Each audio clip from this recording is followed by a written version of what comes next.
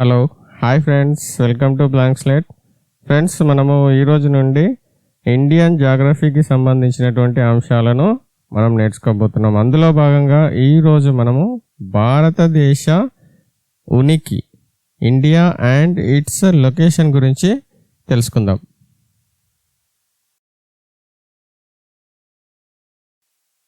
Location, ఉనికి అంటే ఏంటిది?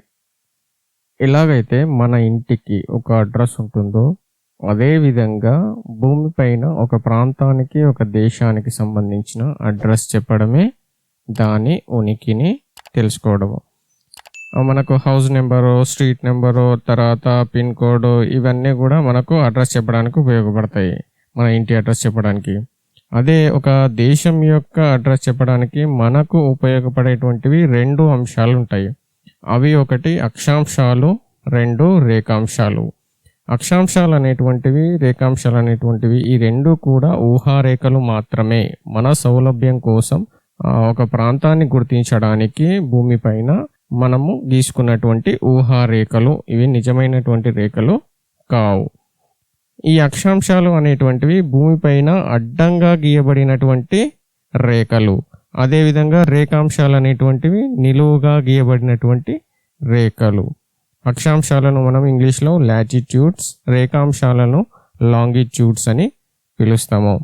వీటిని కొలచడానికి, వీటిని మనకు దూరాలలో కాకుండా, అంటే మనము ఒక పాయింట్ నుంచి ఈ పాయింట్కి ఎంత దూరం ఉంది అలా లెంత్ మీటర్లు, కిలోమీటర్లు చెప్తాము. కానీ భూమి అనేది ఒక గోళాకార వస్తువు కాబట్టి ఈ అక్షాంశాలను, రేఖాంశాలను కూడా మనకు కోణీయ దూరము, యాంగులర్ లెంత్ రూపంలో మనకు తెలియజేయడం జరుగుతుంది. అందుకోసమే ఈ అక్షాంశాలు మనం ఇక్కడ చూస్తే 0 డిగ్రీలు, 30, 60 డిగ్రీలు ఈ విధంగా ఉన్నాయి అన్నీ. మనకు పర్టికులర్గా మనము ఒక గోళాకార వస్తువు తీసుకొని దాని మధ్యలో, అంటే మిడిల్ పాయింట్ ఏదైతే గోళాకార వస్తువు యొక్క నాభి లోపలి స్థానం ఏదైతే ఉంటుందో అక్కడి నుంచి మొదలుపెట్టి మనకు ఆ పైన ఉన్నటువంటి ఉపరితలంలో వక్రతలం ఇదంతా కూడా యాంగులర్గా ఉంటుంది కాబట్టి ఆ పాయింట్ను గుర్తించడానికి మనం ఒక కోణాన్ని ఉపయోగించుకుంటాం అన్నమాట. ఆ విధంగా మనకు ఈ అక్షాంశాలు, రేఖాంశాలు అనేటువంటివి కోణీయ దూరం ఆధారంగా సూచిస్తారు. మనకు డీటెయిల్డ్గా మనము ఏ విధంగా కొలుస్తారో అదంతా కూడా మనకు అనవసరము. కేవలము ఈ డిగ్రీలలో కొలుస్తారని మాత్రం గుర్తుంచుకోండి. 1 డిగ్రీ అంటే 60 నిమిషాలకు సమానము. ఈ 60 నిమిషాలు అనేటువంటివి మళ్ళీ ఒక్కొక్క నిమిషం కూడా 60 సెకండ్లకు సమానం. 1 డిగ్రీ ఈక్వల్స్ 60 నిమిషాలు. ఒక్క నిమిషము మరో 60 సెకండ్లకు సమానం. ఇది ఓవరాల్గా మనకు ఒక దేశం యొక్క లొకేషన్ అర్థం చేసుకోవడానికి ఉపయోగపడేటువంటి అక్షాంశాలు, రేఖాంశాలు. అక్షాంశాల్లో 0 డిగ్రీ అక్షాంశాన్ని మనము ఈక్వేటర్, భూమధ్య రేఖ అని అంటాం. ఈ భూమధ్య రేఖ భూమిని 2 సమాన అర్ధ భాగాలుగా విభజిస్తుంది. ఉత్తరం వైపు ఒక అర్ధ భాగము, దక్షిణం వైపుకి ఒక అర్ధ భాగంగా 2 సమాన భాగాలుగా విభజిస్తుంది. భూమధ్య రేఖ ఈ 0 డిగ్రీ అక్షాంశం ఏదైతే ఉందో దీనికి ఉత్తరం వైపుకు మనకు 1 డిగ్రీ అక్షాంశము, 2 డిగ్రీ అక్షాంశం, ఇలా గీసుకుంటూ పోతే మనకు మొత్తం 90 డిగ్రీ అక్షాంశాలు మనకు పై వైపుకి, అంటే ఉత్తరం వైపుకి, అలాగే దక్షిణం వైపుకి కూడా 1 డిగ్రీ అక్షాంశము, 2వ డిగ్రీ అక్షాంశము, ఇలా గీసుకుంటూ పోతే మళ్ళీ 90 డిగ్రీల దక్షిణ అక్షాంశాలు మనకు ఉంటాయి. ఓవరాల్గా చూస్తే మనకు భూమధ్య రేఖ ఒక అక్షాంశంతో పాటు పైన 90 డిగ్రీల అక్షాంశాలు, కింద ఒక 90 డిగ్రీల అక్షాంశాలు, మొత్తంగా ఈ 90 + 1 + 90 మొత్తం 180 యొక్క అక్షాంశాలు మనకు గీయబడి ఉంటాయి. ఇవన్నీ కూడా సమాంతర వృత్తాలు. మనం ఇక్కడ చూడొచ్చు, సమాంతరంగా ఉంటాయి, ఒకదానినొకటి ఖండించుకోవు, అదేవిధంగా వృత్తాలుగా ఉంటాయి. ఇది ఉత్తర ధ్రువము, దక్షిణ ధ్రువము.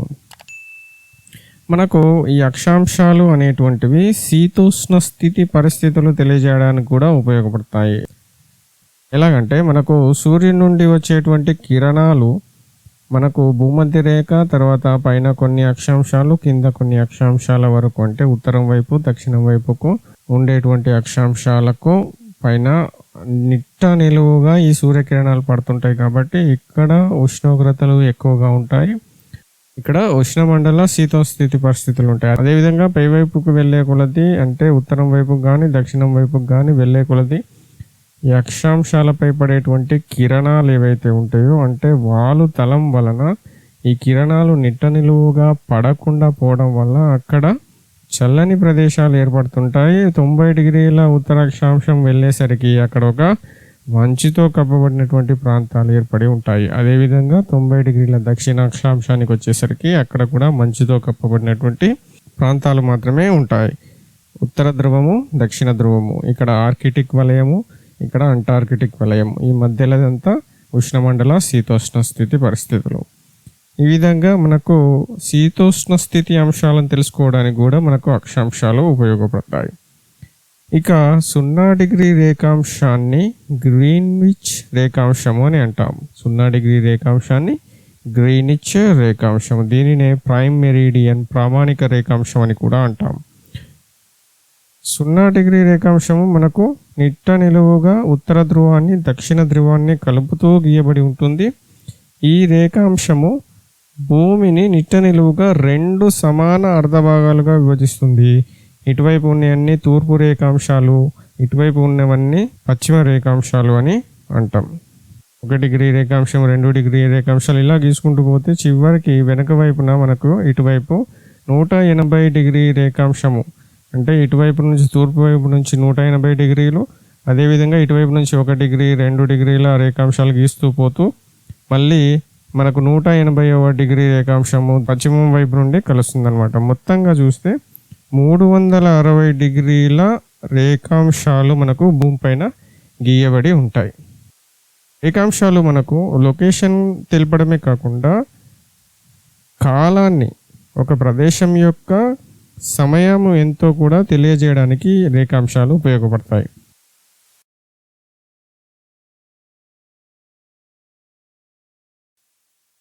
అది ఎలాగో చూద్దాం. భూమి ఆత్మ భ్రమణం చేస్తుంది, అంటే తన చుట్టూ తాను తిరుగుతుంది. కాబట్టే మనకు రాత్రింబవళ్ళు ఏర్పడుతున్నాయి.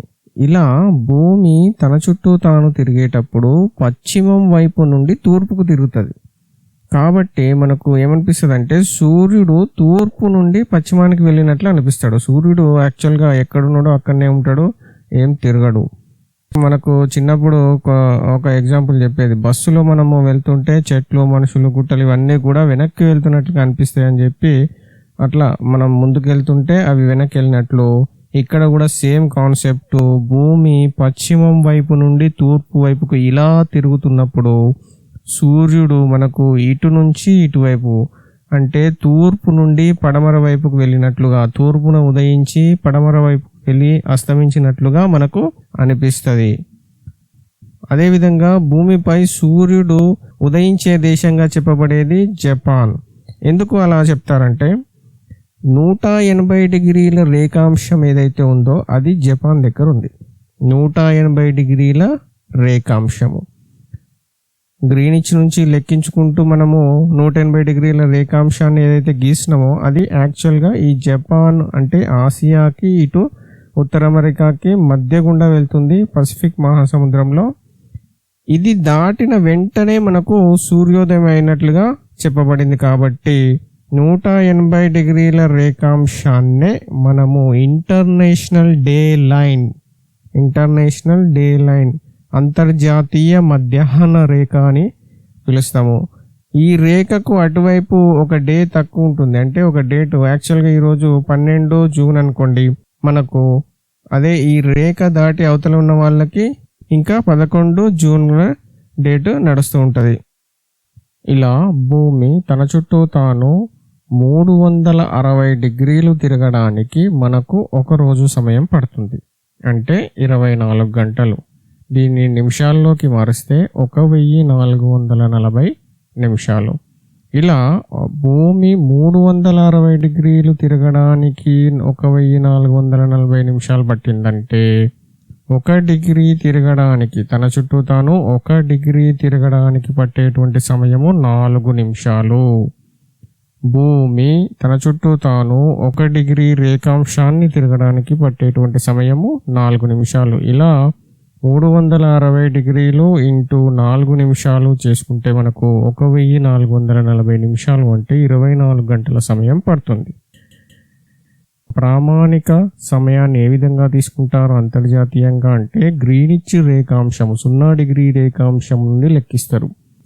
తూర్పు వైపుకు వెళ్ళే కొలది ప్లస్ చేసుకుంటారు, పశ్చిమం వైపుకు వెళ్ళే కొలది అదే సమయాన్ని మైనస్ చేసుకుని లెక్కిస్తారనమాట. ఉదాహరణకు భారత్ 82.5 డిగ్రీల తూర్పు రేఖాంశాన్ని తన ప్రామాణిక సమయంగా తీసుకుంది. అంటే 0 డిగ్రీల నుండి మొత్తం 82.5 డిగ్రీలు ప్లస్ చేసుకుంటే 82.5 డిగ్రీలు ఇంటూ 1 డిగ్రీ తిరగడానికి 4 నిమిషాల చొప్పున మొత్తం 330 నిమిషాలు వస్తుందంటే గంటల్లోకి మారిస్తే 5.5 గంటలు మనం ముందుంటాం. గ్రీనిచ్ రేఖాంశంతో పోలిస్తే మనం 5.5 గంటలు ముందుంటాం. అదే పశ్చిమం వైపుకు వెళ్ళినప్పుడు గ్రీనిచ్ రేఖాంశం నుండి పశ్చిమం వైపుకు 82.5 డిగ్రీల రేఖాంశం తీసుకుందాం. ఇక్కడ వైపు వెళ్ళినప్పుడు యాక్చువల్గా మనకు గ్రీనిచ్ వద్ద ఇప్పుడు మధ్యాహ్నం 2 గంటలు అవుతుంది అనుకుందాం. మనము ప్లస్ చేసుకుంటాము ఇండియా వైపుకి వచ్చినప్పుడు, తూర్పు వైపుకి వచ్చినప్పుడు. అదే ఈ 82.5 డిగ్రీల పశ్చిమ రేఖాంశం వైపుకు వెళితే -5.5 గంటలు అంటే ఉదయము 8 గంటల 30 నిమిషాలు అవుతున్నట్లుగా అక్కడ వారి సమయం ఉంటుందన్నమాట.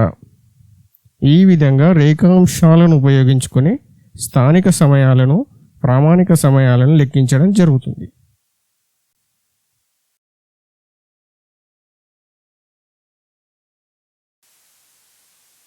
భూమధ్య రేఖ 0 డిగ్రీ అక్షాంశపు రేఖ భూమిని 2 సమాన అర్ధగోళాలుగా విభజిస్తుంది అని చెప్పుకున్నాం కదా. పైవైపు ఉన్నటువంటి ఉత్తర అక్షాంశాలు ఉన్నటువంటి ఆ అర్ధగోళాన్ని ఉత్తరార్ధగోళం అని, కింది వైపు ఉన్నటువంటి దక్షిణ అక్షాంశాలు ఉన్నటువంటి గోళాన్ని దక్షిణార్ధగోళం అని అంటాం. అదేవిధంగా గ్రీనిచ్ రేఖాంశం ప్రైమ్ మెరిడియన్ ఏదైతే ఉందో 0 డిగ్రీ రేఖాంశము ఇది భూమిని నిట్ట నిలువుగా 2 సమాన అర్ధభాగాలుగా విభజిస్తుంది. తూర్పు వైపు ఉన్నటువంటి అర్ధగోళాన్ని పూర్వార్ధగోళం అని, అందులో ఉన్నటువంటి రేఖాంశాలను తూర్పు రేఖాంశాలని అంటాము. అదేవిధంగా పశ్చిమం వైపు ఉన్నటువంటి అర్ధగోళాన్ని పశ్చిమార్ధగోళం అని, అందులో ఉన్నటువంటి రేఖాంశాలను పశ్చిమ రేఖాంశాలని పిలుస్తాం.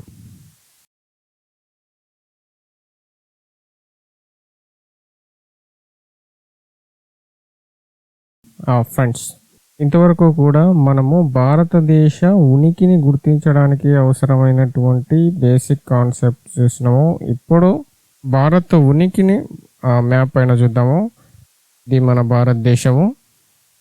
భూమధ్య రేఖ, భూమధ్య రేఖకు ఉత్తరం వైపున భారత్ ఉంది. ఫస్ట్ పాయింట్, భూమధ్య రేఖకు ఉత్తరం వైపున భారత్ ఉంది. అలాగే భూమధ్య రేఖ భూగోళాన్ని 2 సమాన భాగాలుగా విభజిస్తుందని అనుకున్నాం కదా. ఇలా ఉత్తరం వైపు ఉన్నటువంటి ఉత్తరార్ధగోళంలో భారత్ ఉంది. ఉత్తరార్ధగోళంలో భారత్ విస్తరించి ఉంది.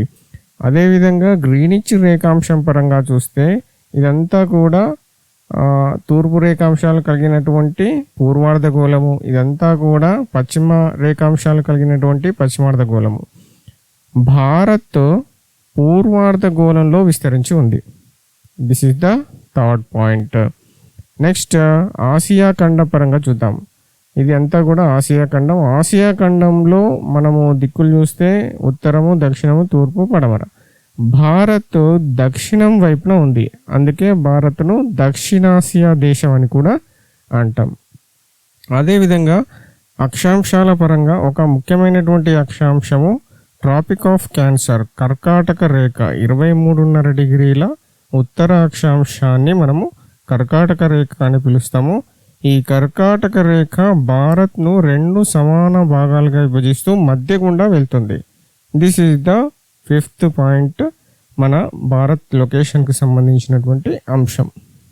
కర్కాటక రేఖ చూసాం కాబట్టి అదేవిధంగా మకర రేఖను చూస్తే మకర రేఖ అనేది భూమధ్య రేఖకు దక్షిణం వైపున ఉన్నటువంటి 23.5 డిగ్రీల దక్షిణ అక్షాంశ రేఖ, ట్రాపిక్ ఆఫ్ క్యాప్రికాన్. ఫ్రెండ్స్, భారతదేశ ఉనికికి సంబంధించి ఒక క్వశ్చన్, దీన్ని కామెంట్స్లో ఆన్సర్ చేయడానికి ప్రయత్నం చేయండి. భారత్ ఉనికికి సంబంధించి సరైన వాటిని కింది వాటిలో ఏదో గుర్తించండి. కామెంట్లో ఆన్సర్ చేయడానికి ప్రయత్నం చేయండి.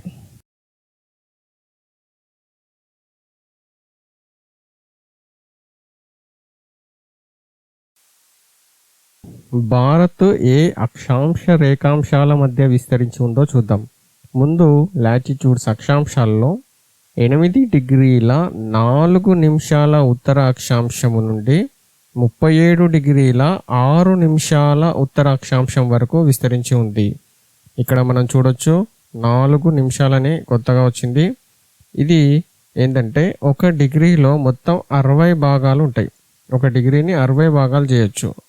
ఆ ఒక్కో భాగం కూడా ఒక్కో నిమిషంగా చెప్తామన్నమాట. దీని పక్కన ఒక చిన్న గీతతోటి మనము సూచిస్తాము, అది గుర్తుంచుకోండి. అదేవిధంగా 8 డిగ్రీల 4 నిమిషాల ఎన్ అని రాసినాం. ఎన్ అంటే ఉత్తర అక్షాంశాలు. ఏ విధంగా మనము భూమధ్య రేఖ నుండి 0 డిగ్రీల అక్షాంశము నుండి మొదలు పెడితే ఉత్తరం వైపుకి 1 డిగ్రీ అక్షాంశము, 2 డిగ్రీ, ఇట్లా 8వ డిగ్రీ నుంచి మొదలుపెట్టి మనది 37వ డిగ్రీ ఉత్తర అక్షాంశాల వరకు విస్తరించి ఉందని గుర్తుంచుకోండి. అలాగే రేఖాంశాల పరంగా 68 డిగ్రీల 7 నిమిషాల తూర్పు రేఖాంశం నుండి మొదలు పెడితే 97 డిగ్రీల 25 నిమిషాల తూర్పు రేఖాంశాల మధ్య భారత్ విస్తరించి ఉంది. మనం చూడొచ్చు ఇక్కడ ఆల్మోస్ట్ 8 నుంచి 37 ఒక 30 డిగ్రీల వరకు, అదేవిధంగా 68 నుండి ఇటు 97 వరకు సుమారు 30 డిగ్రీల వరకు, ఇటు 30 డిగ్రీల పొడవు వెడల్పును కలిగి ఉంది భారత్. ఈ 8 డిగ్రీల 4 నిమిషాలు అనేది భారత ప్రధాన భూభాగం యొక్క దక్షిణ సరిహద్దును సూచిస్తుంది. అలా కాకుండా దీవులను కూడా, ఇక్కడ ఉన్నటువంటి మన అండమాన్ దీవులను కూడా కలిపితే ఈ అండమాన్ దీవులు అనేటువంటివి మరింత కిందికి దక్షిణం వైపుకి కూడా విస్తరించి ఉన్నాయి. మన చివరి దీవి ఏదైతే ఉందో అది 6 డిగ్రీల 45 నిమిషాల నుండి మొదలవుతుంది. ఫ్రెండ్స్, ఒకవేళ మనకు క్వశ్చన్లో ఈ 6 డిగ్రీల 45 నిమిషాలు ఇచ్చిన, 8 డిగ్రీల 4 నిమిషాలు ఇచ్చిన, రెండూ కూడా కరెక్టే అవుతాయి. ఈ రెండిట్లో ఏదో ఒకటి మాత్రమే ఇస్తాడు, దాన్ని మనము ఆన్సర్గా పెట్టుకోవచ్చు.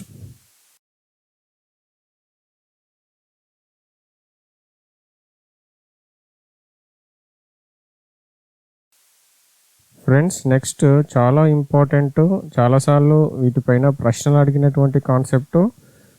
భారత్కు సంబంధించి 4 వైపులా 4 దిక్కుల్లో ఉన్నటువంటి లాస్ట్ పాయింట్స్ అంటే ఎక్స్ట్రీమ్ పాయింట్స్, చివరి సరిహద్దుల పైన చాలాసార్లు ప్రశ్నలు వచ్చినాయి. వాటిని గురించి చూద్దాం. ఇది ఉత్తరము, దక్షిణము, తూర్పు, పడమర దిక్కులుగా చూస్తే ఫస్ట్ మనము పశ్చిమం వైపు నుంచి స్టార్ట్ చేద్దాం. మనకు పశ్చిమం వైపున ఉన్నటువంటి చివరి రాష్ట్రము ఏది అని అంటే గుజరాత్. పశ్చిమం వైపున ఉన్నటువంటి చివరిది గుజరాత్ రాష్ట్రము. ఇక్కడ ఈ ప్రాంతము రాన్ ఆఫ్ కచ్, చివరి ప్రాంతము రాన్ ఆఫ్ కచ్. ఈ సరిహద్దులో ఉన్నటువంటి ఎక్స్ట్రీమ్ పాయింట్లో ఉన్నటువంటి ప్రాంతం ఏదంటే గుహర్ మోటా.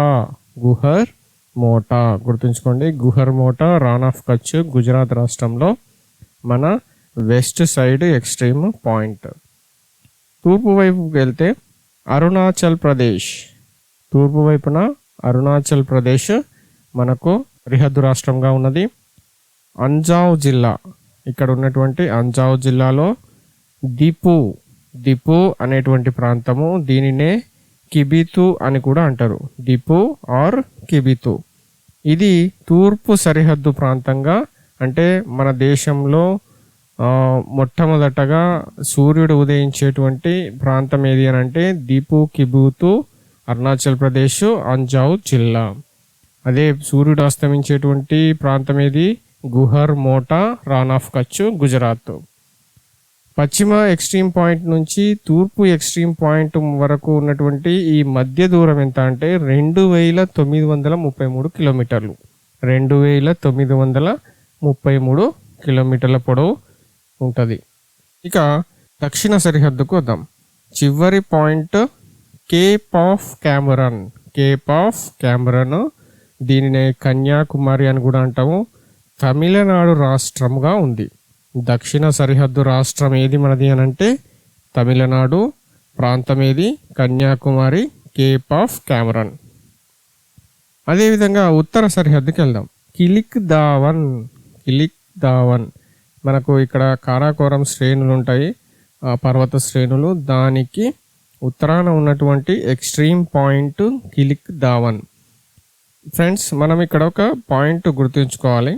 యాక్చువల్గా మనది ఇక్కడంతా కూడా పిఓకే, పాక్ ఆక్యుపైడ్ కాశ్మీరు, పాకిస్తాన్ ఆక్రమించినటువంటి ప్రాంతము ఇదంతా కూడా. అయినప్పటికీ ప్రభుత్వము అఫీషియల్గా మన ఉత్తర సరిహద్దు ప్రాంతం ఏది అని అంటే కిలిక్ దావను కారాకోరం శ్రేణికి ఉత్తరాన ఉన్నది, గిల్గిత్ బెలిచిస్తాన్లో ఉన్నటువంటిది అని చెప్పాలి. ఇది ఒక కేంద్రపాలిత ప్రాంతంగా చేయబడింది. జమ్మూ కాశ్మీర్ను 2 భాగాలుగా చేసి 2 కేంద్రపాలిత ప్రాంతాలుగా చేసిండ్రు. అది జమ్మూ కాశ్మీర్ ఒకటి, లడాక్ ఒకటి. లడాక్ అనేది కేంద్రపాలిత ప్రాంతము, భారతదేశానికి ఉత్తర సరిహద్దుగా ఉంది. ఒకవేళ మనము పిఓకేనే అంటే పాక్ ఆక్యుపైడ్ కాశ్మీర్ని వదిలేసి మిగిలిన భారతదేశంలో ఉత్తర సరిహద్దుగా గుర్తించండి అనేటువంటి పాయింట్ ఏదైనా వస్తే ఇందిరా కాల్ అనేటువంటిది మన ఎక్స్ట్రీమ్ పాయింట్గా ఉంటుంది. అది కూడా లడాక్లోనే వస్తుంది. ఒకవేళ ప్రశ్న ఇలా కూడా రావచ్చు, భారతదేశానికి ఉత్తర సరిహద్దుగా ఉన్నటువంటి చివరి రాష్ట్రము ఏది? భారతదేశానికి ఉత్తర సరిహద్దుగా ఉన్నటువంటి చివరి రాష్ట్రం ఏది అని అంటే మనం ఆన్సర్గా హిమాచల్ ప్రదేశ్ను పెట్టాలి. ఎందుకంటే జమ్మూ కాశ్మీరు, లడాక్ 2 కూడా మనకు కేంద్రపాలిత ప్రాంతాలుగా ఉన్నాయి కాబట్టి మనము రాష్ట్రంగా ఉన్నటువంటి ఈ హిమాచల్ ప్రదేశ్నే ఉత్తర సరిహద్దుగా రాష్ట్రంగా చెప్పాలి. ఇక ఈ ఉత్తర దక్షిణాల మధ్య ఉన్నటువంటి దూరం ఏదైతే ఉందో అది 3214 కిలోమీటర్లు. ఉత్తర దక్షిణాల మధ్య 3214 కిలోమీటర్లు. తూర్పు పశ్చిమ ఎక్స్ట్రీమ్ పాయింట్స్ మధ్యలో ఉన్నటువంటి దూరము 2933 కిలోమీటర్లు.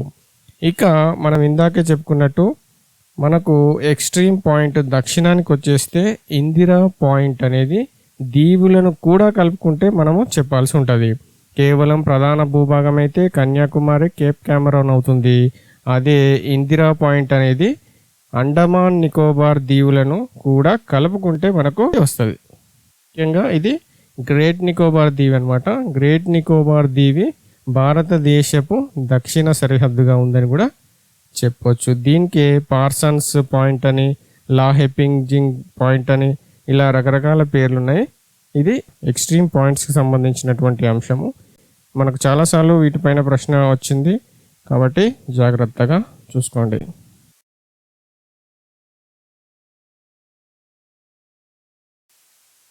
ఇది మన సుందర భారతదేశము. తూర్పున బంగాళాఖాతము, దక్షిణాన హిందూ మహాసముద్రము, ఇటువైపు పశ్చిమాన అరేబియా సముద్రము. అదేవిధంగా ఉత్తరాన మొత్తము ఇదంతా కూడా హిమాలయ పర్వతాలతో నిండి ఉండి ఒక ద్వీపకల్ప భూభాగంగా ఉంది. ద్వీపకల్పం అంటే 3 వైపులా నీరు ఉండి ఒకవైపు భూభాగం చే ఆవరించి ఉండేటువంటి ప్రదేశం అన్నమాట. అదేవిధంగా భారత్ను ఉపఖండం అని కూడా అంటాము. ఫిజికల్ జాగ్రఫీలో ఈ ఉపఖండ అంశాన్ని మనం డీటెయిల్గా తెలుసుకుంటాము. భారత్ మీదుగా వెళ్ళేటువంటి కర్కాటక రేఖ గురించి తెలుసుకుందాం. 23.5 డిగ్రీల ఉత్తర అక్షాంశాన్నే మనము కర్కాటక రేఖ, ట్రాపిక్ ఆఫ్ క్యాన్సర్ అని అన్నాం. అయితే దీన్ని 23.5 డిగ్రీల 30 నిమిషాల ఉత్తరాక్షాంశంగాను, లేదా ఎగ్జాక్ట్గా చెప్పాలంటే 23.5 డిగ్రీల 27 నిమిషాల ఉత్తరాక్షాంశంగా చెప్పవచ్చు.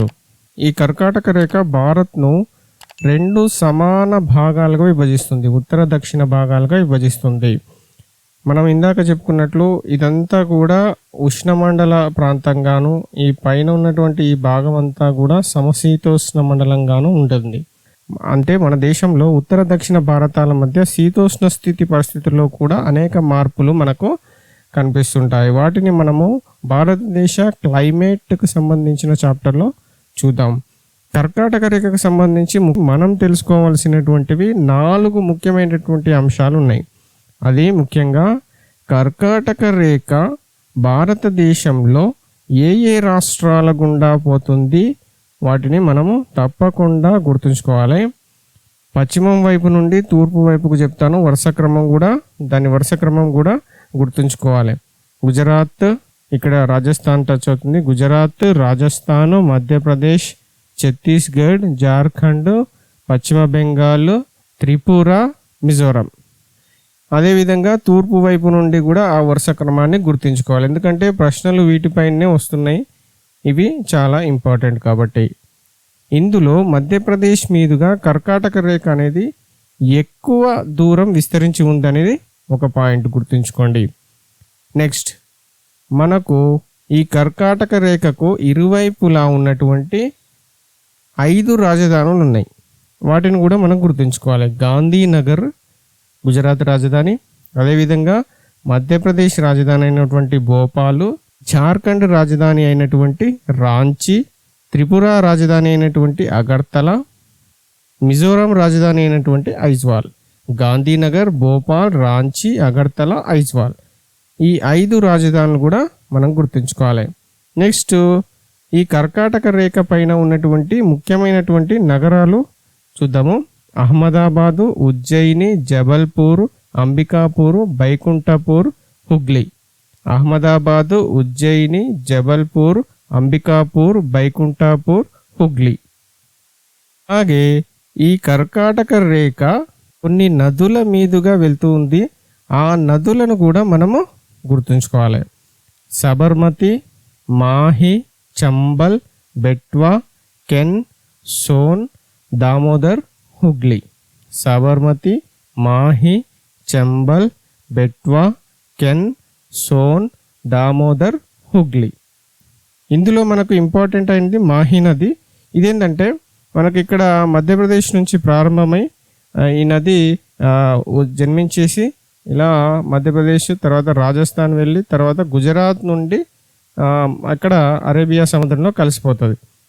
అంటే 3 రాష్ట్రాలుగా వెళ్తుంది. అదేవిధంగా కర్కాటక రేఖకు ఒకవైపు నుండి మరోవైపు వెళ్ళి మళ్ళీ అటువైపు నుంచి మళ్ళీ ఇటువైపు 2 సార్లు దాటుతుంది అనమాట. కర్కాటక రేఖను 2 సార్లు దాటినటువంటి నది ఏది అనేటువంటి క్వశ్చన్ వచ్చింది ఒకసారి. అది మాహి నది. కర్కాటక రేఖకు సంబంధించినటువంటి ఇంపార్టెంట్ పాయింట్స్.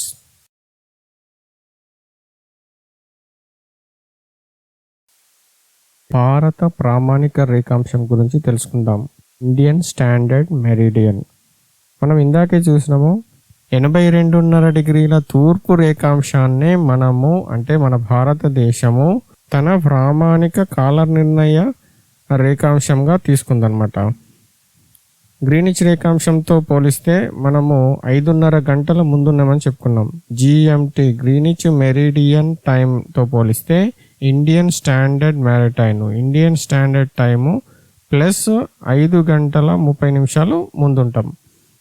ప్రామాణిక రేఖాంశానికి సంబంధించి మనకు ముఖ్యంగా మనం తెలుసుకోవాల్సింది ఇది ఏ ఏ రాష్ట్రాల గుండా వెళ్తుంది అనేటువంటి అంశము తెలుసుకోవాల్సి ఉంటుంది. మొత్తము 5 రాష్ట్రాల గుండా ఈ 82.5 డిగ్రీల తూర్పు రేఖాంశం వెళ్తుంది. ఉత్తరప్రదేశ్, మధ్యప్రదేశ్, ఛత్తీస్గఢ్, ఒడిశా, ఆంధ్రప్రదేశ్. వీటితో పాటు ఒక యూనియన్ టెరిటరీ కూడా ఇండియన్ స్టాండర్డ్ రేఖాంశాన్ని తాకుతూ ఉంది. అది యానాం అంటే పుదుచ్చేరి యొక్క ప్రాంతము. కర్కాటక రేఖ మనం ఇందాక చూసింది గుజరాత్, మధ్యప్రదేశ్, ఛత్తీస్గఢ్, జార్ఖండ్, వెస్ట్ బెంగాల్, త్రిపుర, మిజోరం. ఇలా 7 రాష్ట్రాల గుండా వెళితే భారత ప్రామాణిక రేఖాంశం మాత్రము 5 రాష్ట్రాల గుండా ఒక యూనియన్ టెరిటరీ గుండా వెళ్తుంది. కర్కాటక రేఖ, భారత ప్రామాణిక రేఖాంశం 2 కూడా ఇక్కడ ఈ ప్రాంతంలో ఛత్తీస్గఢ్ రాష్ట్రంలోని బైకుంఠపూర్ అనేటువంటి ప్రాంతంలో 2 కూడా ఖండించుకుంటాయి అన్నమాట. అదేవిధంగా ఈ రేఖాంశము వెళ్ళేటువంటి ముఖ్యమైనటువంటి ప్రాంతాలు, ముఖ్యమైనటువంటి పట్టణాలు కొన్ని ఉన్నాయి. అవి కూడా మనం గుర్తుంచుకోవాలి. మిర్జాపూరు, జబల్పూరు, బైకుంఠపూరు, కోరాపుట్, కాకినాడ, యానం. మిర్జాపూరు, జబల్పూరు, బైకుంఠపూరు, కోరాపుట్, కాకినాడ, యానం.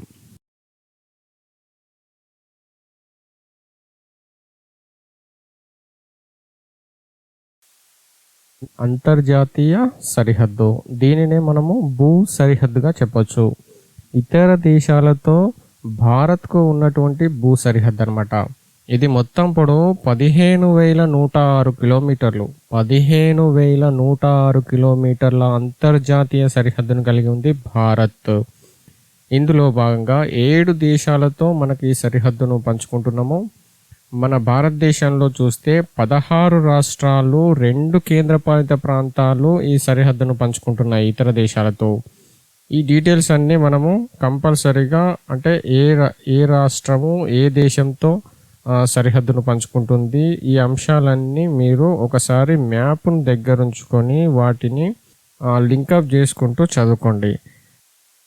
తీరరేఖ విషయానికి వస్తే భారత్కు 7,516 కిలోమీటర్ల పొడవైనటువంటి తీరరేఖ ఉంది. భారత ప్రధాన భూభాగానికి సంబంధించి 5,522 కిలోమీటర్లు అయితే దీవుల సరిహద్దు పొడవును కూడా మనం కలుపుకుంటే అంటే దీవుల సరిహద్దు పొడవు 2,094 కిలోమీటర్లు ఉంది. మొత్తంగా భారత తీరరేఖ పొడవు ఎంత అంటే 7,516 కిలోమీటర్లు. ఇదంతా కూడా భారత ప్రధాన భూభాగము.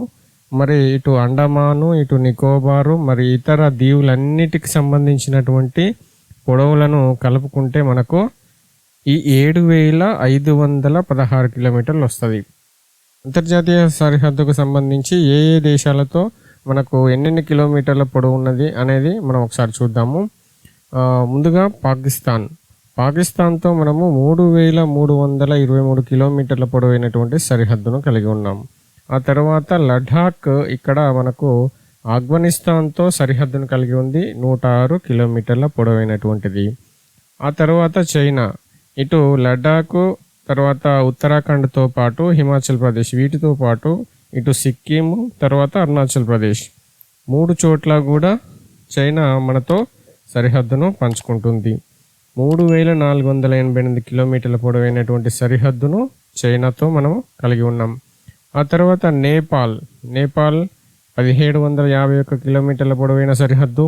ఆ తర్వాత భూటాన్, మయన్మార్, నెక్స్ట్ బంగ్లాదేశ్.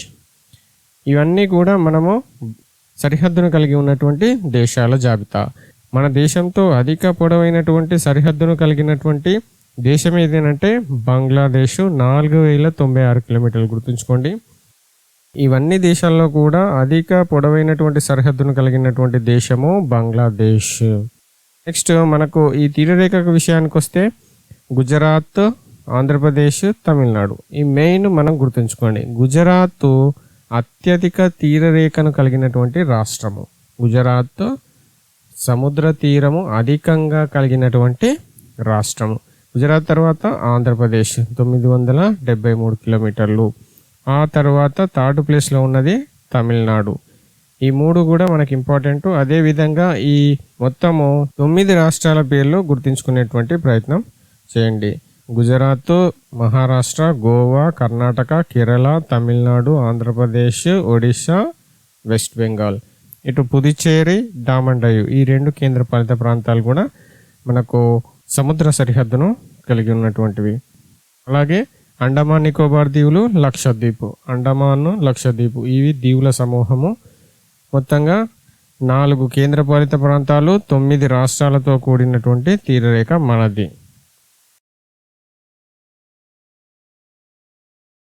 మన భారతదేశ తీర ప్రాంతాలకు సంబంధించి వివిధ పేర్లు ఉన్నవి. అంటే ఈ తీర ప్రాంతాలకు పేర్లు సపరేట్గా ఉన్నవి. అవి ఒకసారి చూద్దాం. వాటిపైన కూడా మనకు ప్రశ్నలు వస్తున్నాయి కాబట్టి. గుజరాత్ తీరంలో కచ్, ఖతియావార్ ఇదంతా కూడా కచ్ తీర ప్రాంతము. ఇదంతా కూడా ఖతియావార్ తీర ప్రాంతము. ఇదంతా గుజరాత్ సంబంధించిందే. నెక్స్ట్ కొంకన్ తీరము మహారాష్ట్ర, గోవా, కర్ణాటక. మహారాష్ట్ర, గోవా, కర్ణాటక ఈ తీర ప్రాంతాన్ని కొంకన్ తీర ప్రాంతం అని పిలుస్తాం. గోవాలో అధికంగా మాట్లాడే భాష ఏది అని అంటే కొంకణి. సో కొంకన్ తీరం ఇది.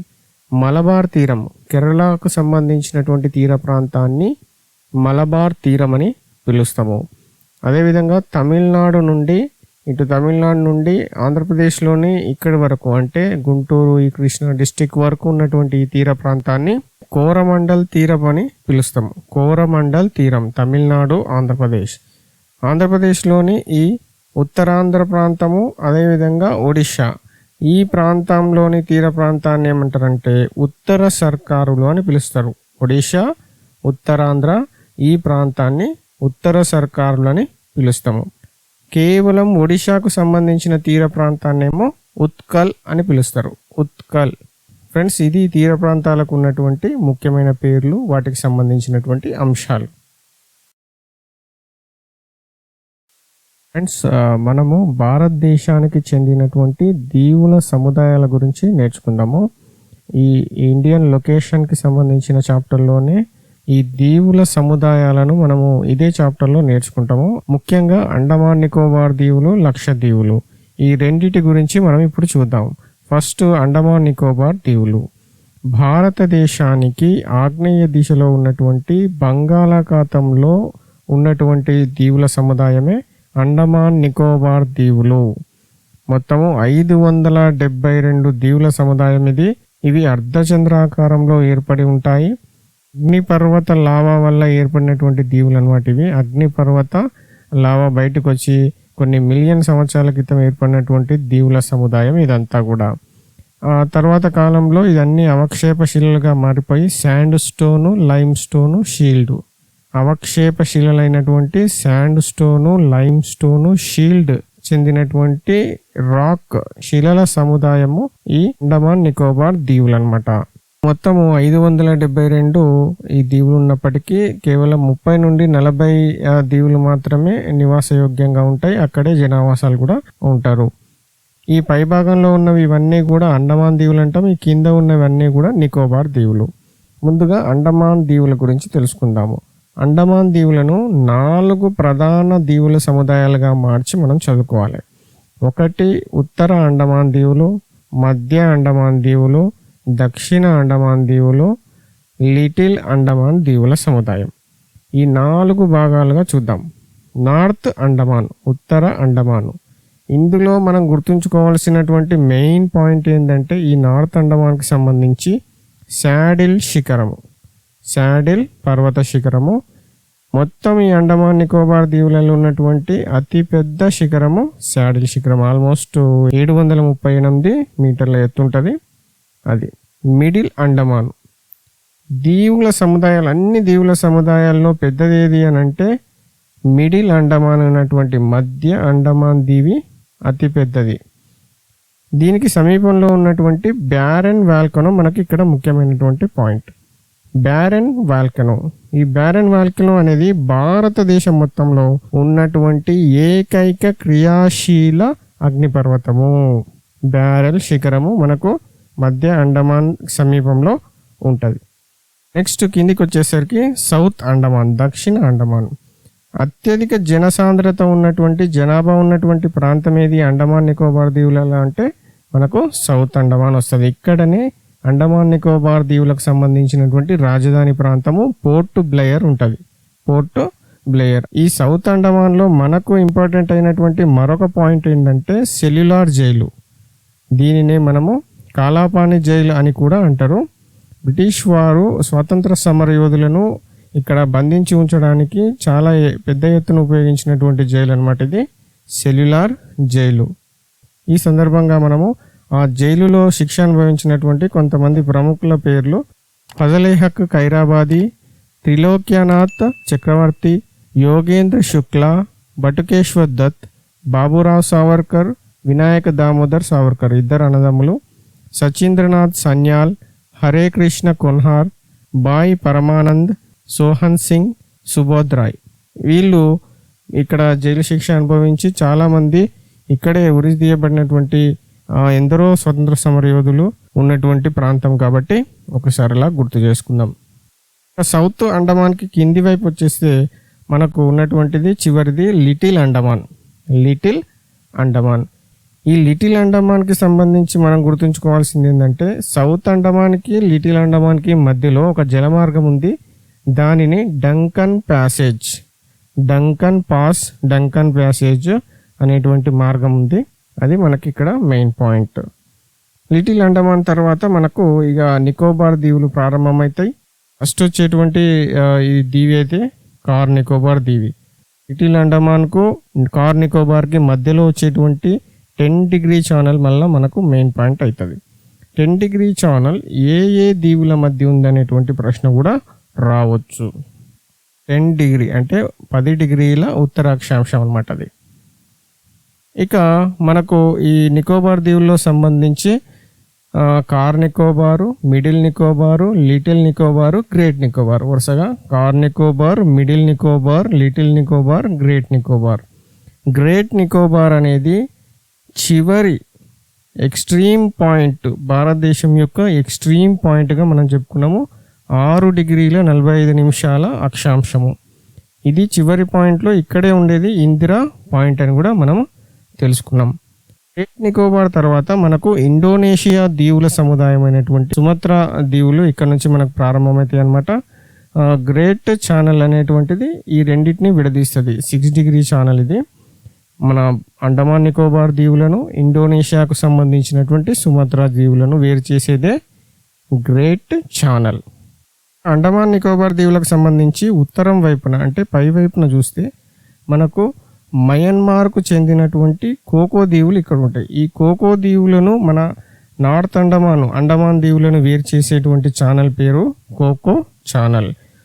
మనకు ముఖ్యంగా ప్రశ్న అడగదలుచుకుంటే ఈ విషయంలో ఏ ఛానల్ ఏ దీవుల మధ్య ఉన్నది అనేటువంటిది ముఖ్యమైన ప్రశ్నగా రావచ్చు. వీటిని గుర్తుంచుకునే ప్రయత్నం చేయండి ఫ్రెండ్స్. కోకో ఛానల్ దేనికి? మయన్మార్, అండమాన్. 10 ఛానల్ ఏది? Little Andaman, Car Nicobar. Great Channel 6 Degree Channel ఏది? మన నికోబార్ దీవులు, సుమత్రా దీవులు. ఇట్లా గుర్తుంచుకోండి.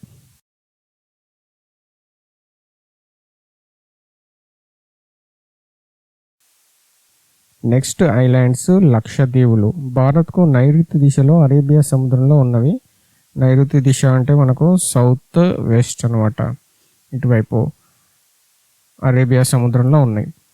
కేరళ తీరం నుండి ఇవి 200 నుండి 300 కిలోమీటర్ల దూరంలో మనకు ఈ దీవులు అనేటువంటివి ఏర్పడి ఉన్నవి.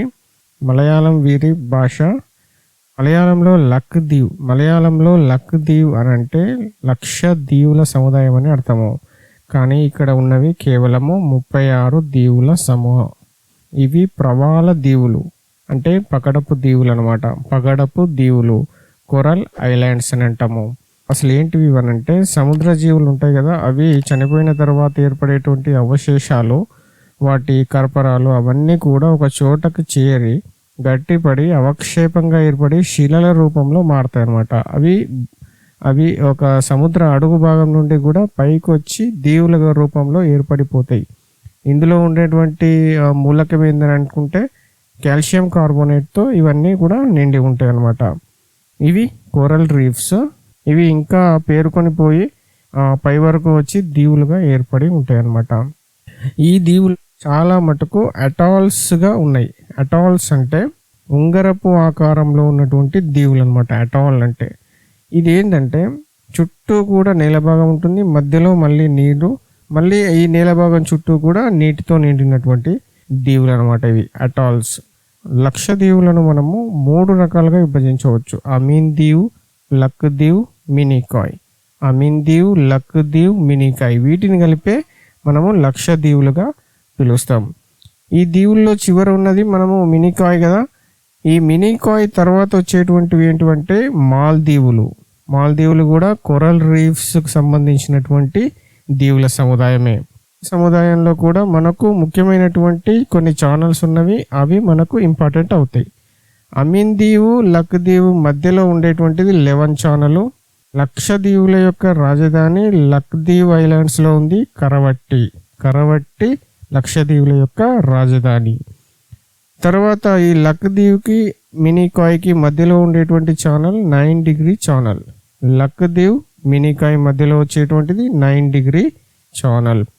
మినీకాయ్ తర్వాత వచ్చేటువంటివి మాల్దీవులు అని చెప్పుకున్నాం కదా. మాల్దీవులకి మినీకాయ్ ఐలాండ్కి మధ్యలో ఉండేటువంటిది 8 డిగ్రీ ఛానల్.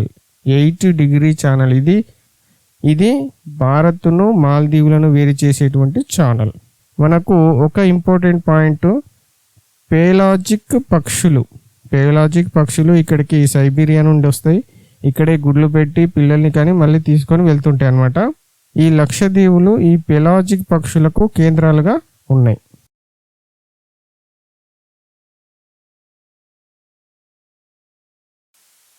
భారత్తో జల సరిహద్దులు గల దేశాల్లో ముఖ్యమైనది శ్రీలంక. మనము ఇందాకే చూసాము, అండమాన్తో మనకు ఇటు సుమత్ర, పైవైపు మయన్మార్తో సంబంధాలు ఉన్నవి. అదేవిధంగా లక్షద్వీపులకు సంబంధించి మాల్దీవులతో మనకు ఆ సరిహద్దు అనేది ఉంది. శ్రీలంక మాత్రము భారతదేశం యొక్క మెయిన్ ల్యాండ్తో సంబంధం ఉంది కాబట్టి దీని గురించి ఒకసారి డీటెయిల్గా చూద్దాం. ఇదంతా కూడా తమిళనాడు. భారత్ శ్రీలంక మధ్య ఉన్నటువంటి ఈ జలసంధిని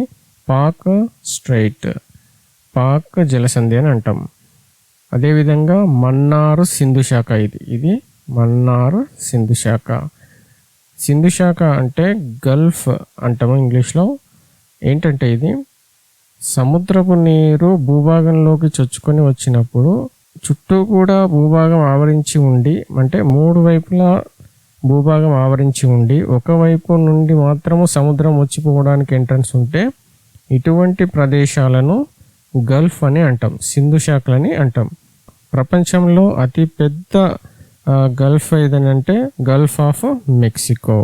శ్రీలంకతో సరిహద్దు ఉండేటువంటి ప్రాంతము తమిళనాడు అనుకున్నాం కదా. తమిళనాడులోని రామేశ్వరము పంబన్ దీవి, దీన్నే రామేశ్వరం అని కూడా అంటారు. శ్రీలంకలో ఉన్నటువంటి మన్నార్ దీవికి ఇటు మన పంబన్ దీవికి మధ్యలో కేవలము 48 కిలోమీటర్ల దూరం మాత్రమే ఉంటుంది. ఈ పంబన్ దీవి రామేశ్వరం యొక్క చిట్ట చివరి పాయింట్. ఈ ప్రాంతాన్ని ధనుష్కోటి అంటాము. ఈ మన్నార్ దీవి యొక్క చివరి ప్రాంతము తలైమన్నార్, ఇది ధనుష్కోటి. ఈ రెండింటి మధ్య దూరము 48 కిలోమీటర్లు. రాముడు నిర్మించినట్లుగా చెప్పబడేటువంటి రామసేతు ఈ రెండు ప్రాంతాల మధ్యనే ఉంటుంది. ఇక శ్రీలంక విషయానికి వస్తే ఈ ఉత్తర భాగం మొత్తం కూడా ఒకప్పుడు LTTE, liberation tigers of Tamil Eelam అని పిలిచేవారు, LTTE. ఈ ఉత్తర ప్రాంతం మొత్తం కూడా ఆల్మోస్ట్ వాళ్ళ చేతుల్లోనే ఉండేది. తర్వాతి కాలంలో సైనిక చర్య ద్వారా మళ్ళీ తన ఆధీనంలోకి తీసుకోవడం జరిగింది. భారత్ శ్రీలంక మధ్యలో ఉన్నటువంటి ముఖ్యమైన పాయింట్స్.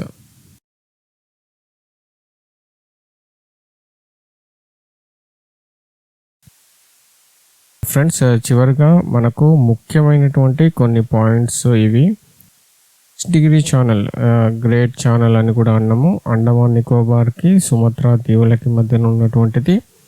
8 డిగ్రీ ఛానల్ ఏది అని అంటే లక్షద్వీప్కి మాల్దీవ్ దేశానికి ఉన్నటువంటి మధ్యలో ఉన్నటువంటి ఛానల్. 9 డిగ్రీ ఛానల్ ఏది అని అంటే లక్షద్వీప్ అండ్ మినికాయ్ మధ్య, లక్షద్వీప్ మినికాయ్ మధ్యలో ఉన్నటువంటిది. 10వ డిగ్రీ ఛానల్ ఏది అంటే లిటిల్ అండమాన్ కార్ నికోబార్ మధ్యలో. కోకో ఛానల్ ఉత్తర అండమాన్ కోకో దీవులకి అంటే భారత్ మయన్మార్ మధ్యలో ఉన్నటువంటిది. డంకన్ పాస్ దక్షిణ అండమాన్ లిటిల్ అండమాన్. వీటి గురించి వీటిని ఒకసారి రివిజన్ చేసుకొని జాగ్రత్తగా గుర్తుంచుకోండి.